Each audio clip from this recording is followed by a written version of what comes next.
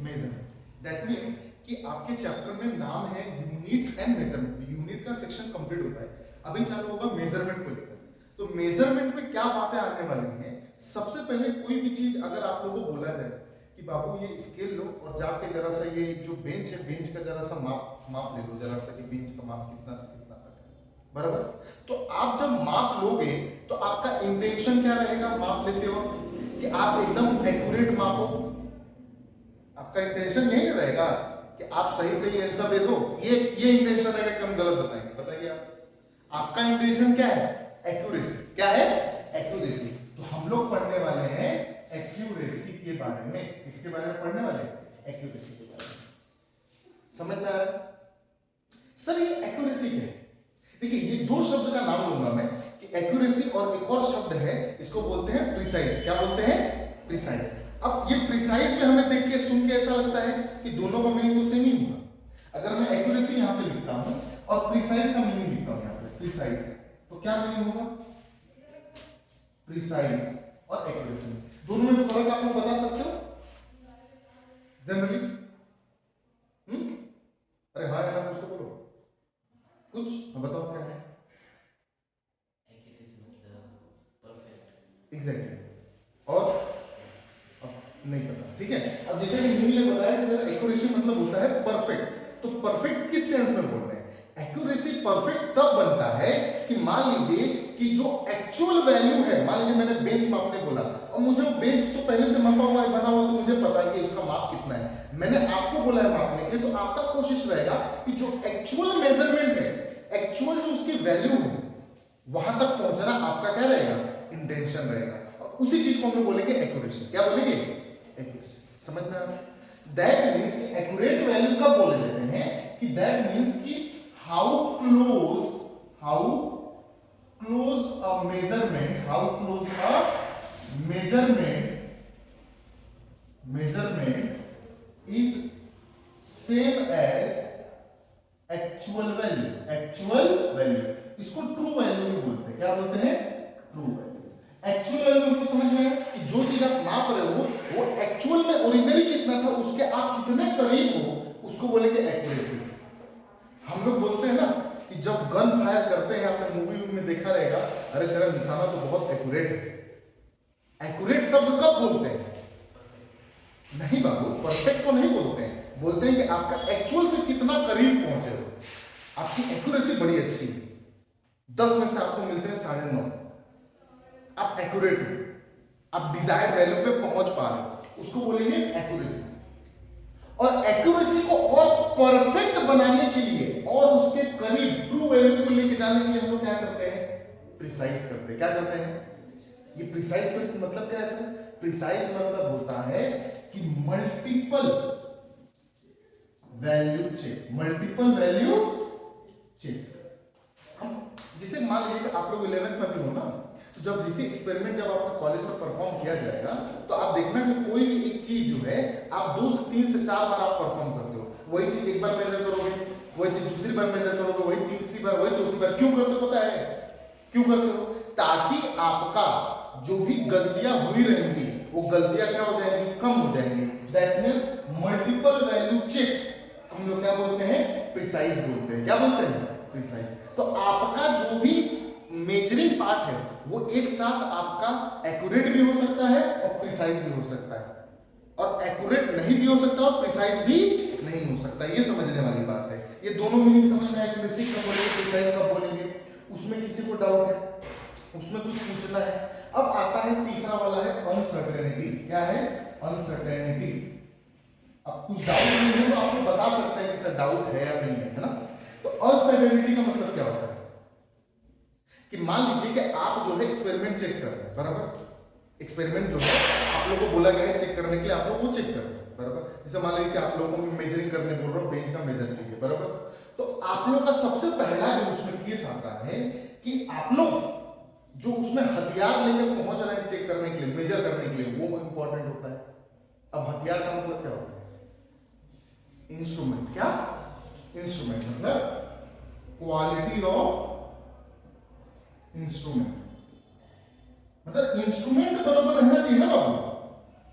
अब आपको बोला है बेंच मेजर करने की, तो स्केल से ना मेजर करोगे, हाथ से नहीं ना मेजर करोगे कि लगभग लगभग इतना है। तो क्वालिटी ऑफ इंस्ट्रूमेंट भी बराबर होना चाहिए। ये जो मैं बताया ये तो टेक्निक के बारे में होगा, कोई ऐसे ऐसे मेजर करता है। अब इंस्ट्रूमेंट जो है मान लीजिए मेजरिंग टेप यूज कर रहे हो और मेजरिंग टेप के अंदर मैन्युफैक्चरिंग ही डिफॉल्ट है, मतलब वो जितना रहना चाहिए एक फीट में 12 इंच रहना चाहिए और वहां पे 11.5 इंच ऐसा मैन्युफैक्चरिंग डिफॉल्ट है, तो वहां पे इंस्ट्रूमेंट की क्वालिटी बराबर नहीं है, तो आपको गलत ही मेजरमेंट देगा। आप लोग को बात समझ में आ रहा है? दूसरा क्या है? स्किल। क्या? Skill of person. जो ये काम कर रहा है उसको पता ना होना चाहिए कैसे मेजरमेंट करना है। अब मेजरिंग टेप बराबर मिल गया उसको, अब पता ही नहीं मेजर कैसे करना है, तो गड़बड़ तो करेगा ही। तो उसके ऊपर भी डिपेंड होता है कि नहीं होता है? नहीं समझा?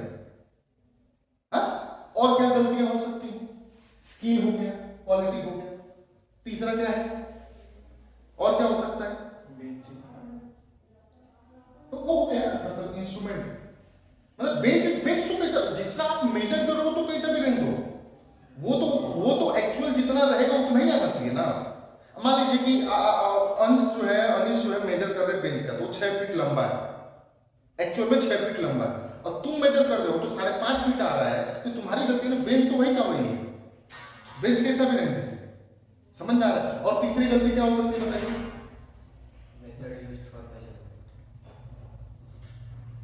मेथड ही गलत यूज कर रहे हैं। क्या मेथड मतलब? क्या मेथड यूज्ड फॉर मेजरमेंट, मतलब कि जो भी आप मेजरमेंट कर रहे हो उसका तरीका ही गलत है। तरीका समझ में आ रहा है? पता तो रहना चाहिए कि कैसे मापना है, कैसे क्या करना है। अगर आपको पता ही नहीं है तो इसका मतलब ना तो आपका एक्यूरेट होगा ना तो प्रिसाइज होगा। चौथा क्या है बताइए? चौथा बताइए, और दिमाग से सोचिए क्या हो सकता है। मेजरमेंट करते हैं टेप से, गलत लिखा तो कोई तो स्किल ऑफ पर्सन, स्किल ही खराब है। नहीं टेप में ही प्रॉब्लम है। हाँ तो वो लिखा है क्वालिटी ऑफ इंस्ट्रूमेंट, टेक्निक खराब है तो इंस्ट्रूमेंट की गलती है, आदमी में खराब है तो स्किल ऑफ पर्सन की गलती है। उसको पता ही नहीं मेथड, पता ही नहीं इंस्ट्रूमेंट का मेजर है ना, आदमी वाला मेथड ही नहीं पता है। नहीं एक देखिए अलग अलग है ना आपको। मान लीजिए कि मैं मेथड यूज्ड फॉर मेजरमेंट और स्किल ऑफ पर्सन में जमीन आसमान का फर्क है। अब ये तो मैं मालूम पड़ा कि बेंचेस मेजरमेंट करने की बात हो रही है ना। अगर मैंने बोल दिया कि आप लोग का जो भी एक्सपेरिमेंट परफॉर्म करते हो, मान लीजिए कि एक एक्सपेरिमेंट है, आप लोग को 12th में जब जाओगे तो आप लोग को विटस्टन ब्रिज है ना, मीटर ब्रिज, बहुत सारे आपको एक्सपेरिमेंट मिलेगा है ना।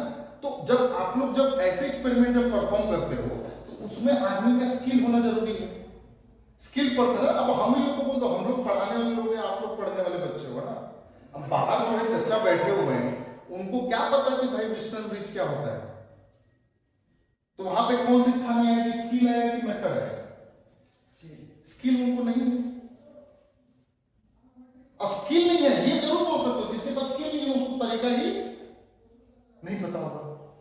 ये एक कन्वर्टेबल वाला बात हो सकता है कि जिसके पास स्किल्ड पर्सन नहीं है उसको तरीका खास पता होगा, लेकिन दोनों अलग अलग है। मान लीजिए मैं स्किल्ड पर्सन हूं, मैं तो स्किल्ड पर्सन हूं, अब मुझे बोल दिया जाए, अब मैं कितने दिनों से खाली पढ़ा रहा हूं बराबर, मुझे बोल दिया जाए कि भैया जाके जरा सा बैकग्राउंड आपका मैकेनिकल का है तो जरा जाके आप वो फैब्रिकेशन का एक बार काट दीजिए, इतने एमएम का, इतने ई का, तो मुझे वो मेथड नहीं पता है उस चीज का। जब मैं सीखूंगा तब पता चलेगा। समझ में आ रहा है? अब मैं तो स्किल्ड पर्सन हूं, लेकिन उसके लिए स्किल नहीं है ना। जब उसके लिए स्किल नहीं रहेगा तो उसके अलावा मेथड भी क्या रहेगा? गलत ही रहेगा। चौथा ये हो सकता है, आप बोल सकते हो कि मतलब भाई अनसर्टेनिटी वाला हो जाएगा, मतलब कुछ पता नहीं है। मतलब आप जब मेजरमेंट कर रहे हो बराबर, मेजरमेंट कर रहे हो उसी समय पे आपका ऐसा कुछ मतलब केस आ जाए जो आपने कभी सोचा नहीं था। इसका एग्जांपल ऐसा है कि मान लीजिए कि आप कुछ चीज मेजरमेंट कर रहे हो और कोई दोस्त आके आपको धक्का देते, तो ये भी एक टाइप का अनसर्टेनिटी है ना। समझ में आ रहा है कि नहीं? तो आपके बुक में उसके लिए क्या बोला हुआ बताइए? एक्सटर्नल एंड एक्सटर्नल हो गया और इंटरनल हो गया। अब इसका मतलब क्या है, अब मान लीजिए कि आप कोई करंट इलेक्ट्रिसिटी वाला पार्ट मेजर कर रहे हैं और बिजली ही चली जाए तो आप कहां से कर पाएंगे? समझ में आएगी? तो ये तीन बातें क्लियर हुई, एक्यूरेसी, प्रिसाइज और अनसर्टेनिटी। पल्ले पड़ा, ये बहुत जरूरी है मीनिंग समझना बाबू, है छोटा छोटा लेकिन बच्चे लोग को मीनिंग नहीं समझ आती, एक्यूरेसी मतलब क्या होता है, प्रिसाइज मतलब क्या होता है, समझ में आए? अभी हम लोग नेक्स्ट पढ़ेंगे एरर। क्या पढ़ेंगे? गलतियां। हम लोग मापेंगे चालू किए हैं, एक्यूरेसी, प्रिसाइज, अनसर्टेनिटी वाले पढ़े, लेकिन जब मापेंगे तो गलतियां भी होगा उसमें। अब गलतियां, एरर जो है हम लोग डिटेल में पढ़ने वाले हैं। क्लियर है बात? कुछ डाउट, कुछ पूछना है?